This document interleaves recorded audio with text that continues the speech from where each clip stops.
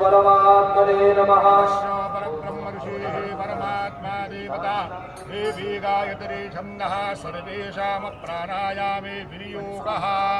हात जोडून 3 वेळेस माझ्या मागे म्हणायचे ओम नमो भगवते श्री साईनाथाय। ओम नमो भगवते